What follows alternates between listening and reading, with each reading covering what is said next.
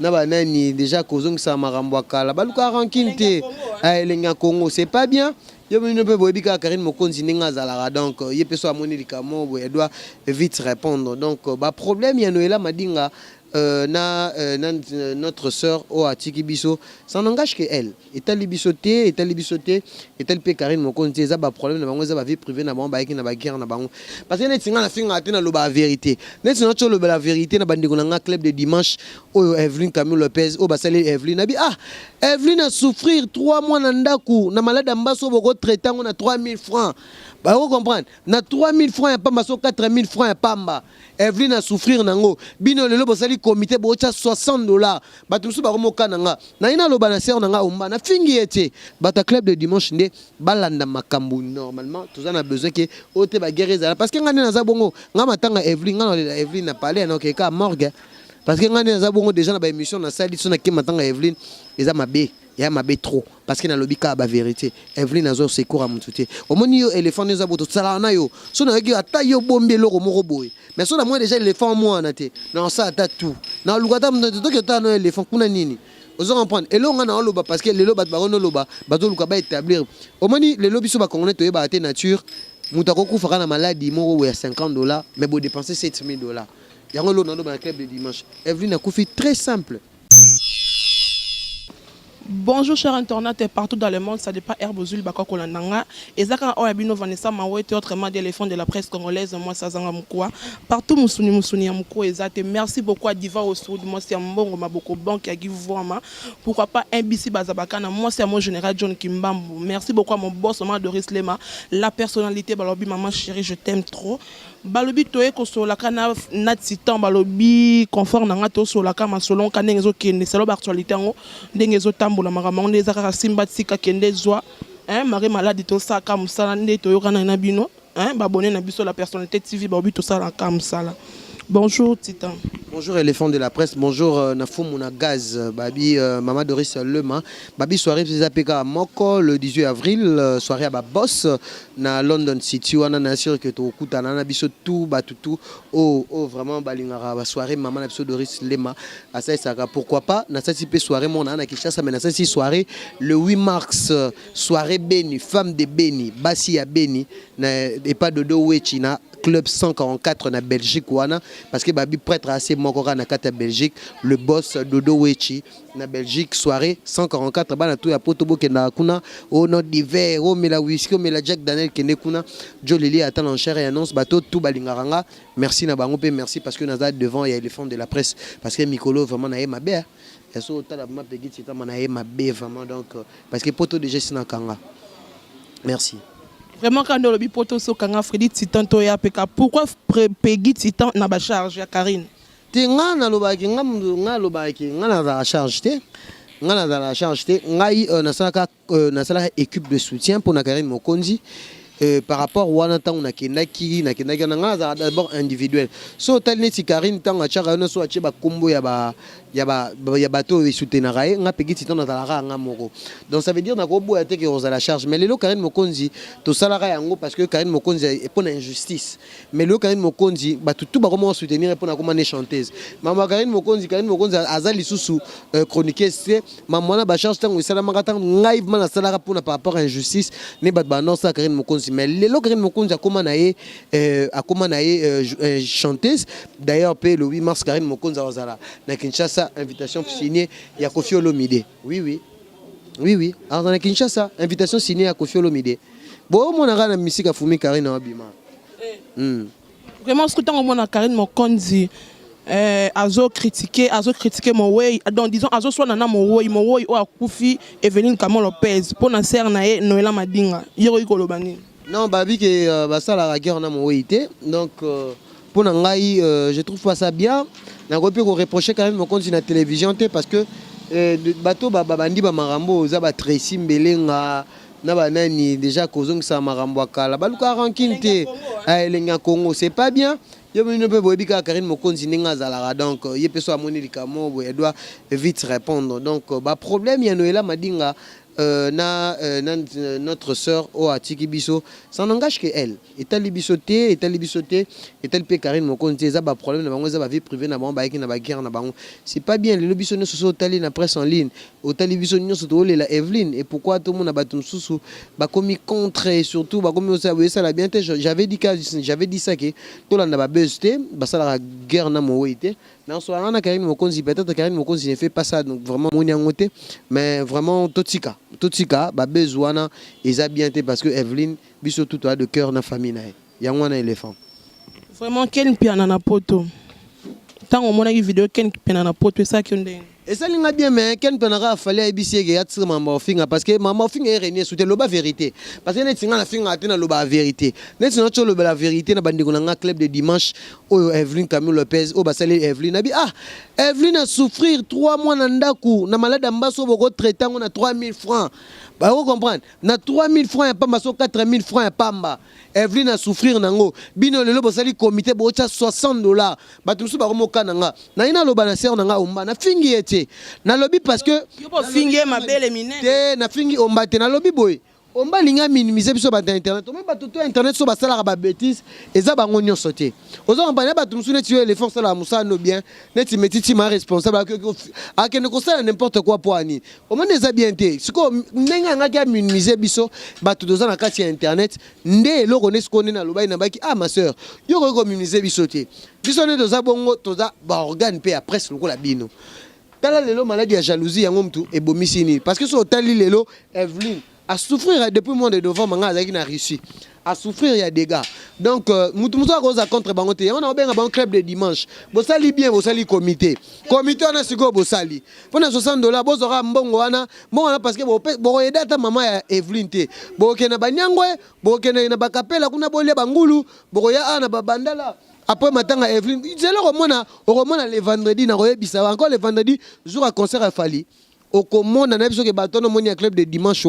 Baba Ndegona, bien sûr, tout l'année longo, mais Balela, Evelyne et Longo, na motema. Et ça a été que non, comparer parce que na minute, biso tout, et ça bat presse, et ça bat TV, biso tout, la Evelyne. Donc, quand on a besoin, Evelyne Lelo a tiré biso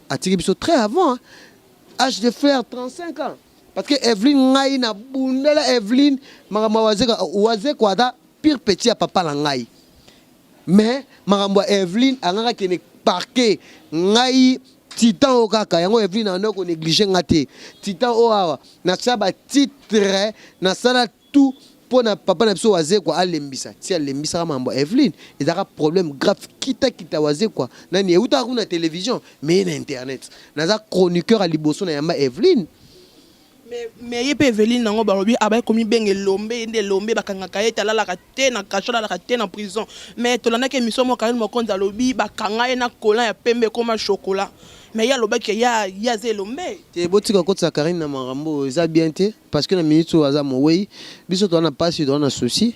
malgré il faut savoir pardonner quelque soit quoi kala d'abord tota na Evelyne no toyeba ki ya vivante te toyebi siko na minute tota la Evelyne oyo akufi o atiki biso ozo comprendre éléphant batika ko impliqué ko ça boy parce que mutu nyonso mona loba ni dessus de la loi so sali mabe to un pays état de droit so sali mabe ba okanga so lobi mabe na mutu ba okanga yo.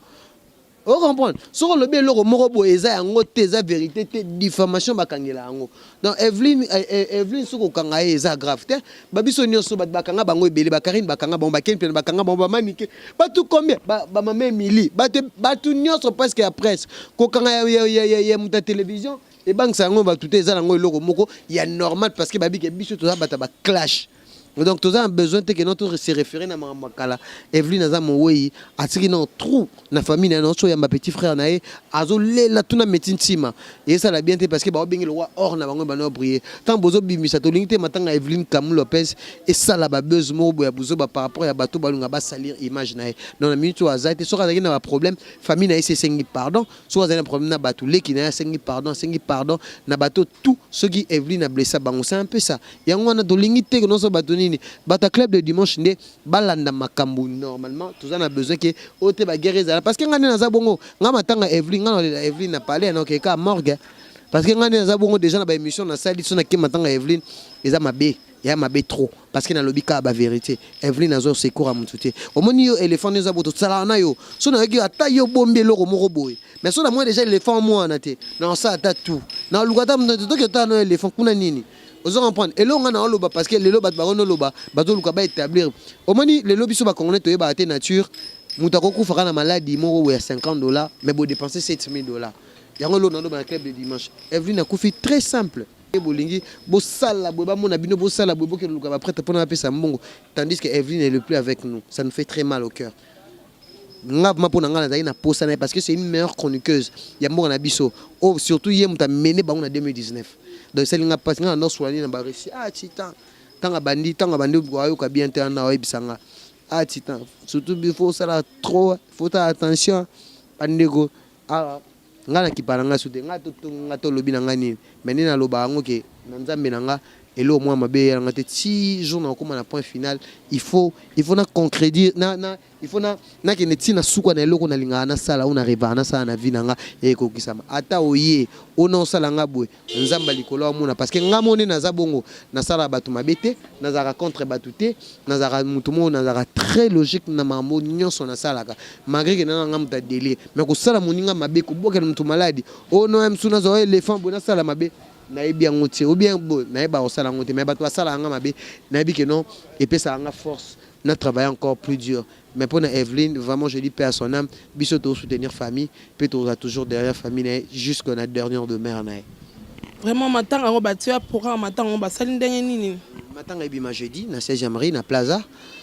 jeudi donc nazo chetsinga ba na ba chroniqueur nyonso ba tutu ya prince en ligne ba caméraman nyonso ba caméra na bino ezala na morgue cinquantenaire jour to no bimisa Evelyne Kamoul Lopez na tongo to kokuta déjà 8h parce que ba poleuse à la distribuer pas le boss Abed Achour vient absorber Dodo Wechi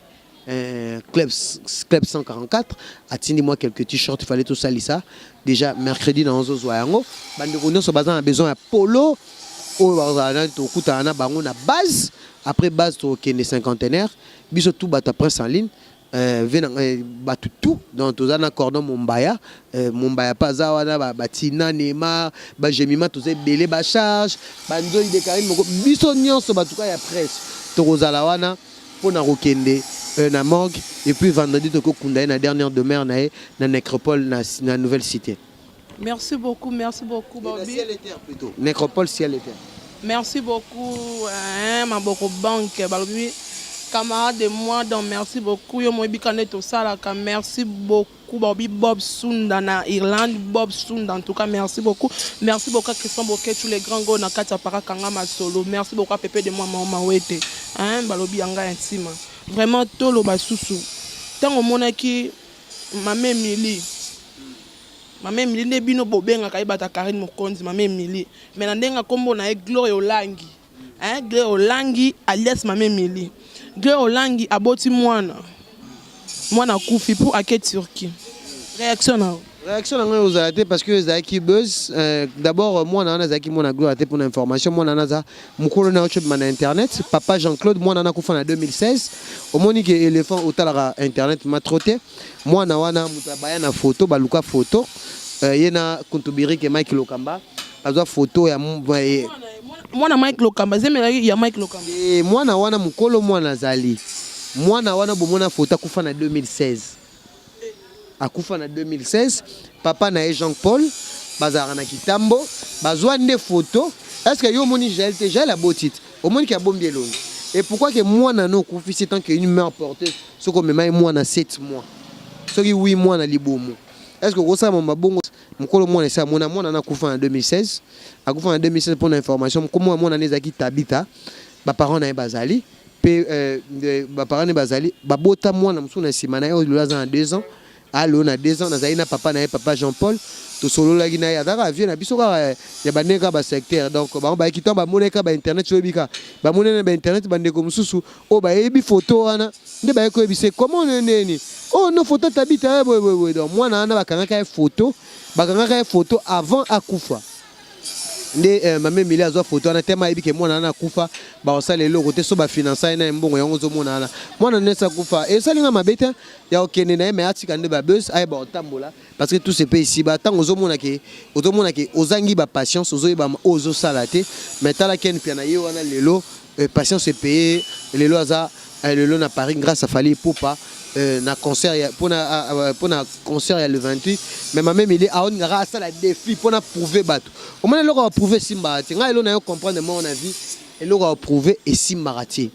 vous comprendre et le va prouver na vie et simbarati ko nga to ça la vie ka pour nous prouver bateau vie ezara na pototé nga na uti réussi bateau souffrir ba congolais na biso bande ko ba souffrir bande muso azo sanga lipa mais na 4 saisons dans la vie te non photo karina ke nagi poto fa ke pototé nga lo ba ki ngo vie eza partout ce etengi que non ce esengi que non za vie aux a vu partout mais d'abord la fille là maman Mili il faut changer comportement neza mabe makasi dans so ameki bongo ba place musuna na kena nmoka ba paya akeba aya européen surtout ko finga bato ba o balekio on ba to bona biso te Karina Krechara me yaye ya finga ba we ya finga Mark House azonge suko finga Seleo mais soit finga Seleo pas za bandi a voyou ba kutana kana ba pari yango akeba Seleo ko simbe na nzoto donc Joël Chouaboti le maréchal, félicitations maréchal Longlanon Linette oboti mona kitoko mwana poale tala Joël Chouaboti mwana kokai na ye mwana kokani na ye siko mame Mili mwana batu tabita o pesa sariana mwana batu aju ata na très moko to yebi ata ke no so bébé aza abotami azaka mwa pembe mais yo mame Mili mwana kitoko boko yo ko obota mwana bongo tata na kuta yeba na ite siko na ko ba te mame Mili aki pressé po ba mona ki abotaka mame Mili nenga zawana amona défi mutapesi défi Joël Chouaboti mona kitoko na kati maternité memi mwana attention mwana nga kufa ki nga kufa Joël na maboko yo mwana ozuye mama ko letse bilamba uoleli omoni ke vérité bimi omoni ya Joël ata omena minute so babike mwana Joël akufi to undima po to moni Joël na maternité nga zama na mbetu na mwana pe Joël taka Joël Show akobota mwana mabe ye mwa kitoko donc Joël Show ata sœur nanga ba pe ba parmi bato ba changa pe poa o ba changa pe poa lelo na ko m'appelle lelo Peggy Titan Joël Show na pese ma félicitations na bébé kitoko a boté libiso na internet malgré que ya mame Mili ezaki base poids ezaki na yokan kaou malade sous les bengo azo salisa mikolo ezaki zemité ezaki yokan kaou ya on a pese ka merci na Joël Show nenga boto mon ki na s'appelle na Joël Show c'est ça. Mais yo peux Peggy Titan finga sœur à moto Fivette Mayamba que j'aime trop, tu le sais bien que je t'aime trop ma sœur. Ozo finga nani Fivette Mayamba pourquoi? Na go finga Fivette nga dans l'équipe nationale Fivette a sœur na nga ya palais. Na ndeno bo Fivette annonce la mère na biso. Annonce la mère na ngai na Paris. Asola na bandeko na nga balinga Fivette mingi nga de na bien nga défendre Fivette. Webi ya trop nga Peggy Titan oyo.